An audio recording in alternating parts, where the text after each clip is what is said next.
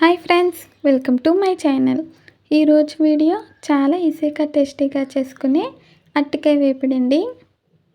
దీన్ని ఇంగ్లీష్లో రా బనానా అని అంటారు. ఈరోజు మన రెసిపీ రా బనానా ఫ్రై అండి. ఇప్పుడైతే మనం తయారీ విధానం చూసేద్దాము. ముందుగా అయితే అరటికాయలు తీసుకున్నానండి 3.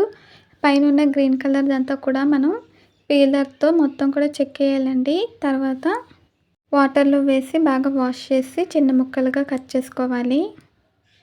కింద ఏదైనా పేపర్ వేసుకుని అరటికాయ చెక్కుకుంటే మంచిదండి. అరటికాయ కూడా మనకి చెక్కినప్పుడు కలర్ అనేది చేంజ్ అయిపోతుందండి, బంగాళదుంపలాగా. అందుకే వాటర్లో వేసుకొని ఉంచుకోవాలి.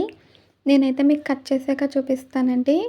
చూడండి ఫ్రెండ్స్, నేను పీలర్ సాయంతో స్కిన్ మొత్తం కూడా చెక్కేసి తర్వాత చిన్న ముక్కలుగా కట్ చేశానండి. అలాగే నేను వాష్ చేసాను. వాష్ చేసాక కూడా వాటర్లోనే ఉంచాలండి ఇవి, ఎందుకంటే కలర్ చేంజ్ అవుతుంది. ఈ సైజులో చిన్న ముక్కలుగా కట్ చేసుకుంటే మనకి తొందరగా మగ్గిపోతుందండి. మీరు కనుక ఫస్ట్ టైం మా ఛానల్ చూస్తున్నట్టయితే ప్లీజ్ లైక్, షేర్, సబ్స్క్రైబ్ చేయండి. ఇది వేడివేడి అన్నంలో అరటికాయ వేపుడు వేసుకొని రసం కలుపుకొని తింటే సూపర్గా ఉంటుంది. ఒకసారి ఈ కాంబినేషన్ ట్రై చేయండి. ఇప్పుడైతే తయారీ విధానం చూసేద్దాం. ప్యాన్ పెట్టి ఆయిల్ వేసి తర్వాత ఆవాలు వేసానండి. చిట్పట్లాడాక పచ్చిశనగపప్పు, తర్వాత మినప్పప్పు, అలాగే ఒక ఉల్లిపాయని సన్నగా చిన్న ముక్కలుగా కట్ చేశానండి. కరివేపాకు, కారానికి తగినంత ఎండుమిర్చి తీసుకోవాలి. పప్పులు కొంచెం ఫ్రై అయిపోయాక మనం తీసుకున్నవన్నీ కూడా ప్యానల్లో వేసేయాలండి. ఉల్లిపాయ, ఎండుమిర్చి, కరివేపాకు వేసాను. వేసి ఒకసారి బాగా కలుపుకొని వేయించాలి. అరటికాయతో ఎప్పుడు కర్రీనే చేసుకుంటే బోర్ కొడుతుంది కదండి, ఒకసారి ఇలా ఫ్రై కూడా చేయండి. ఉల్లిపాయలు అయితే మనకి గోల్డ్ కలర్ వచ్చేంత వరకు ఫ్రై చేసుకోవాలి. మధ్య మధ్యలో కలుపుకుంటూ ఉండాలండి.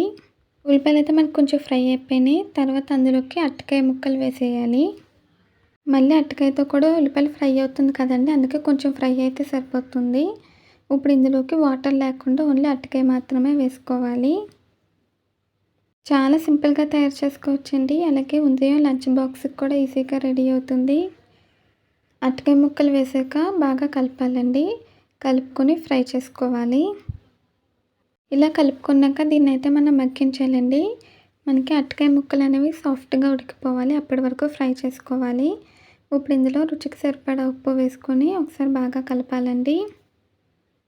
సాల్ట్ అయితే వేసాను, తగినంత వేసుకోవాలి. సాల్ట్ వేసి కలిపేసాక ఇప్పుడైతే మనం మూత పెట్టేసి సిమ్లో పెట్టి మగ్గించాలండి. మధ్య మధ్యలో అయితే మనం కలుపుకుంటూ ఉండాలి. ఈ పీసెస్ అనేవి సాఫ్ట్గా ఉడకాలండి. మీకైతే నేను అరటికాయ వేపుడు ఫ్రై అయిపోయాక చూపిస్తానండి. మధ్య మధ్యలో కలుపుకుంటూ ఫ్రై చేసుకోవాలి. మధ్యలో అయితే ఒకసారి మూత తీసి కలుపుతున్నానండి, మీకు ఒకసారి చూపిస్తున్నాను. ఒక 50% వరకు అయితే మనకు ఉడికిపోయిందండి, ఇంకా కొంచెం అయితే ఉడకాలి. ఇలా మధ్య మధ్యలో కలుపుకుంటూ ఫ్రై చేసుకోవాలి. ఇది సాంబార్లోకి, రసంలోకి కూడా చాలా బాగుంటుందండి. సైడ్ డిష్గా రైస్లోకి కూడా సూపర్గా ఉంటుంది. ఇంకొంచెం మగ్గాలి కదండి, అందుకని నేను మూత పెట్టేసాను. చూడండి ఫ్రెండ్స్, ఇప్పుడైతే మనకి అరటికాయ వేపుడు అయితే రెడీ అయిపోయిందండి. ఇలా ఫ్రై అవ్వాలి. అరటికాయ ముక్కలు సాఫ్ట్గా అయిపోతే మనకి వేపుడు అనేది రెడీ అయిపోయినట్టండి. ఇప్పుడైతే 1 నిమిషం పాటు మూత తీసేసి హై ఫ్లేమ్లో పెట్టి ఫ్రై చేసి స్టవ్ అయితే ఆఫ్ చేసాను.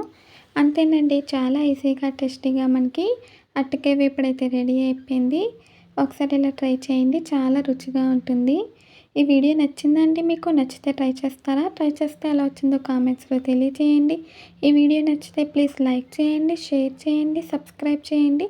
అలాగే పక్కనున్న బెల్ ఐకాన్ క్లిక్ చేయండి. ఈ వీడియో నచ్చితే కామెంట్ చేయండి.